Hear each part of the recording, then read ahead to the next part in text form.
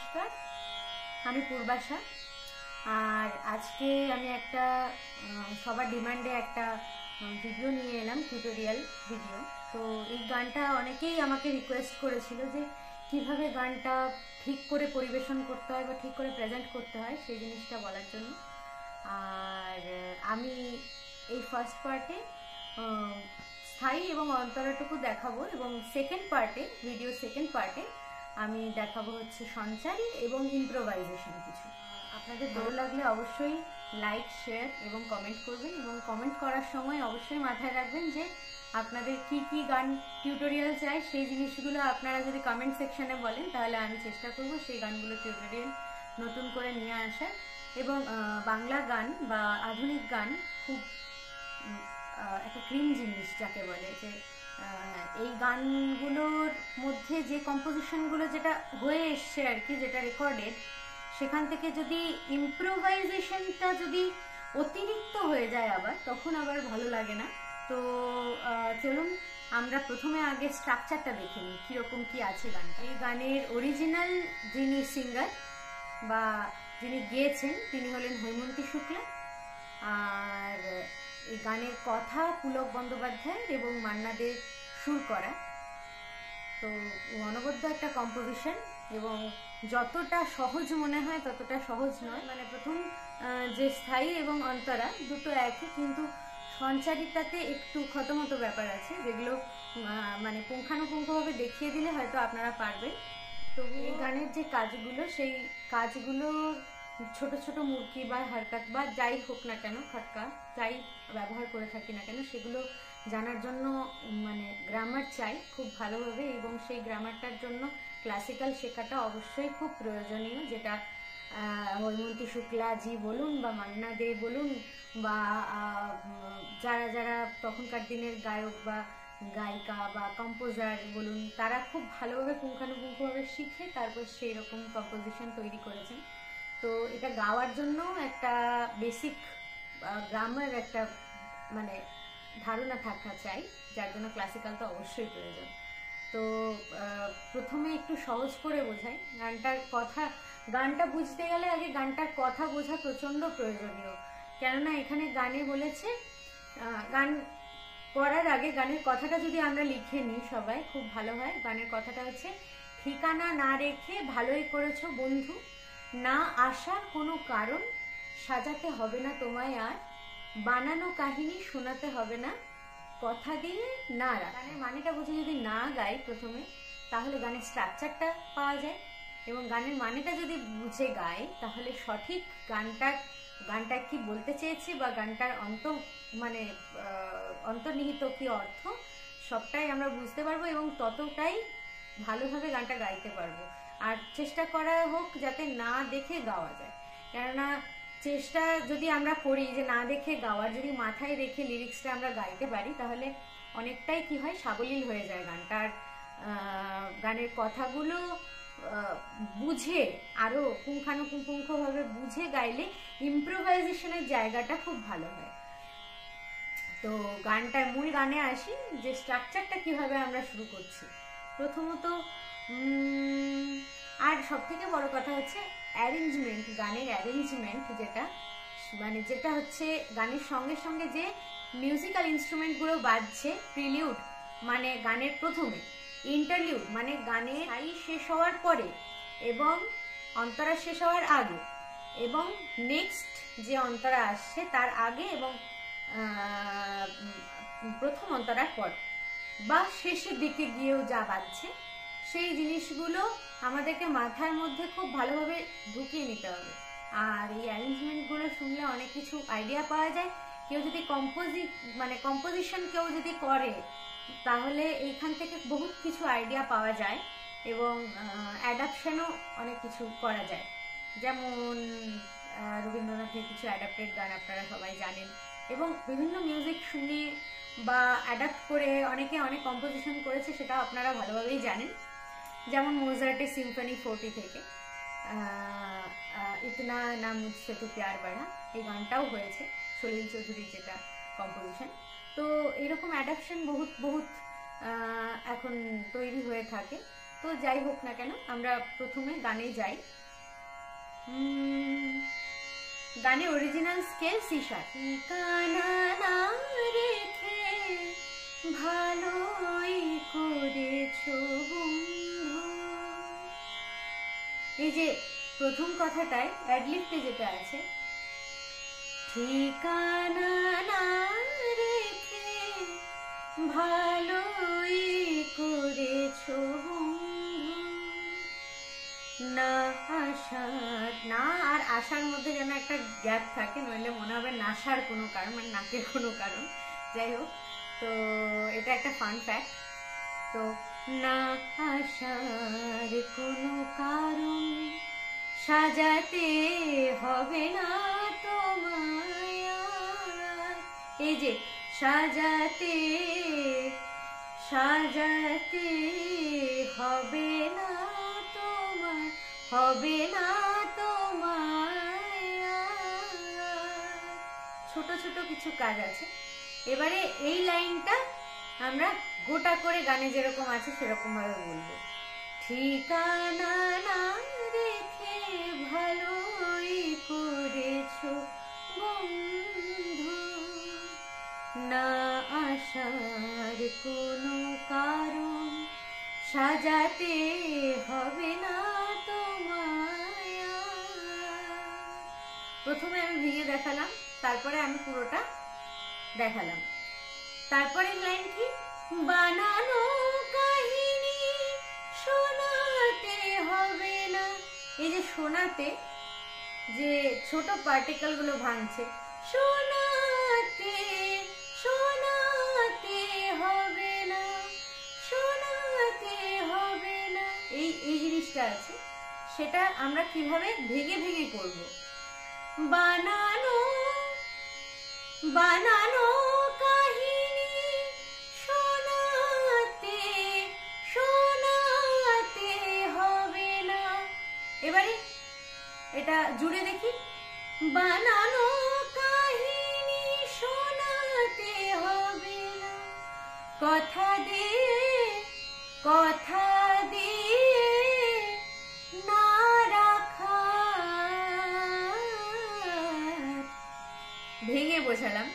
যেমন কোনো একটা গানকে যদি আমরা প্লেব্যাক স্পিড কম করে নিই, হ্যাঁ, তাহলে সেখানে বোঝা যায় গানের কিরকম, কিভাবে, কোথায় কোন পার্টিকেলটা লেগেছে। হ্যাঁ, ফার্স্ট পার্ট হচ্ছে এটা, ঠিকানা না রেখে ভালোই করেছো বন্ধু,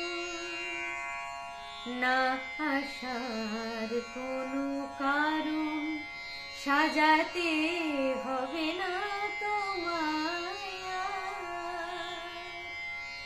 বানানো কাহিনী শোনাতে হবে না, কথা দিয়ে না রাখা, ঠিকানা না রেখে ভালোই করেছো বন্ধু। এটা হলো স্থায়ী। তো এটাকে আবার ভেঙে দেখি, ঠিকানা না রেখে, একদম স্লো ভাবে, ঠিকানা না রেখে ভালোই করেছো বন্ধু, না আশার আশার না আশার কোনো কারণ সাজাতে সাজাতে হবে না, হবে না তোমায়।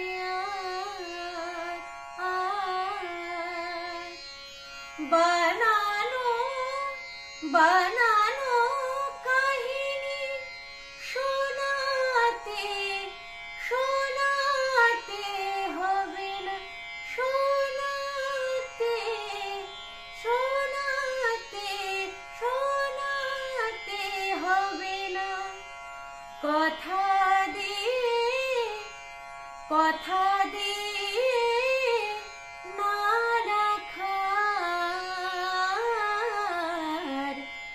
না রাখার। এটাই হচ্ছে একদম স্লো করে বোঝালাম যেটা। আর এটা যদি আমরা এরকম ভাবে স্লোলি প্র্যাকটিস করি তাহলে একটা সময় এসে আমাদের ওই কাজগুলো ঠিকভাবে এসে যাবে। তো ক্লাসিক্যাল শিখলে বা এই খটকাগুলো বা মুরগিগুলো বা যেগুলো সাপাট মতো যাচ্ছে বা সরলভাবে যাচ্ছে যেটা, সেগুলো যদি ক্লাসিক্যাল শেখা যায় তাহলে আরো ভালোভাবে আরো নিপুণভাবে সেই জিনিসটা ঠিকঠাকভাবে করা যাবে। হ্যাঁ, আর যেহেতু যারা অ্যাডভান্স লেভেলে তারা এই ভিডিওটা শুনে তো অবশ্যই, আর বেসিক লেভেল যারা গান তুলছে বা গান তুলতে একটা জায়গায় ভুল করে এবং পরবর্তীকালে সেটা কি হয় না, ভুলটা বসে যায়, এবং ভুল বসে গেলে কি হয় আপনারা সবাই জানেন, সেই ভুল গানটাই গাইতে থাকে মানুষ। তো সেটা আর ঠিকঠাকভাবে কোনোদিন রিপেয়ার করা সম্ভব নয়। একটা জিনিস যদি আপনি ভুল করে তৈরি করে থাকেন তাহলে সেটা রিপেয়ার করা এত সহজ নয়। যাই হোক, তাই জন্যে ভেঙে ফুটে এত ভালোভাবে বোঝানো। তো আবারও বলছি যে আপনাদের যদি ভালো লেগে থাকে ভিডিও তাহলে শেয়ার তো অবশ্যই করবেন, এবং নতুন কোনো টিউটোরিয়ালের যদি আপনাদের সাজেশন থাকে তাহলে আপনারা কমেন্টে জানাবেন। এই হলো স্থায়ী পার্ট। এবারে আসছে ইন্টারলিউড বা স্থায়ী পরের যে মিউজিক্যাল পার্টটা। তারপরে ইন্টারলিউড শেষ হয়ে যে অংশটা আসছে সেটা হচ্ছে অন্তরা।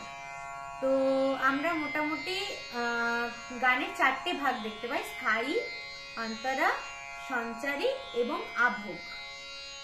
হ্যাঁ, তো স্থায়ী মানে প্রথমে যেটা থাকে, অন্তরা মানে সেকেন্ড পার্টটা মানে মধ্যখানের পার্ট, সঞ্চারী মানে থার্ড পার্ট ছোট, আর তার সঙ্গে আভোগ মানে হচ্ছে আবার ফিরে অন্তরার মতোই সুর ওটা। হ্যাঁ, কিছু কিছু গানে আভোগ থাকে শুধু, সঞ্চারী থাকে না। যাই হোক, সঞ্চারীকে গানের প্রাণ বলা হয়। এবার আমরা অন্তরাতে আসি। কি আছে? হঠাৎ খেয়ালি দিনে কাছে সে পথ চিনে, হঠাৎ খেয়ালি দিনে কাছে সে পথ চিনে, সুযোগ পাবে না দিয়ে যেতে আর অভিনয় উপহার, না আসার কোনো কারণ সাজাতে হবে না তোমায়, ঠিকানা না রেখে ভালোই করেছো বন্ধু। তাহলে এই পার্টটা আরো একবার প্রিভিয়াস ভাবে যাই, একটু রিভিউ করে দেখি। কি না, হঠাৎ খেয়ালি দিনে, হঠাৎ খেয়ালি দিনে, সেটা একটু তালে যদি আমরা আসি, মানে যে অরিজিনাল লয়টা আছে, হঠাৎ খেয়ালি দিনে কাছে এসে, এবারে নেক্সট পার্ট, কাছে এসে পথ চিনে চিনে চিনে চিনে চিনে। হ্যাঁ, তো একদম ছোট ছোট পার্টে ভাগ করে বোঝাচ্ছি। কাছে এসে পথ চিনে চিনে নে চিনে,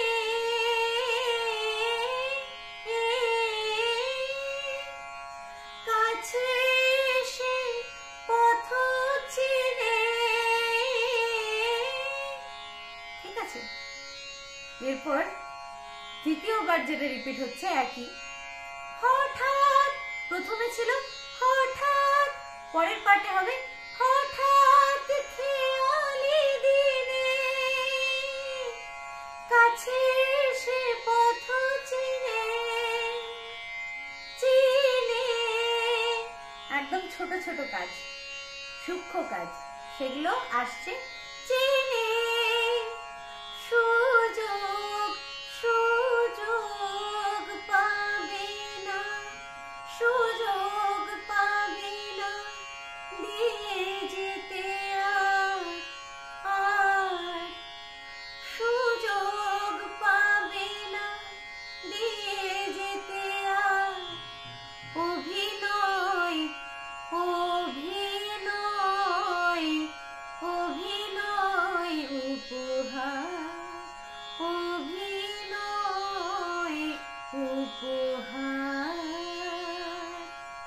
তাহলে কি হলো, সুযোগ পাবে না দিয়ে যেতে আর অভিনয় উপহার,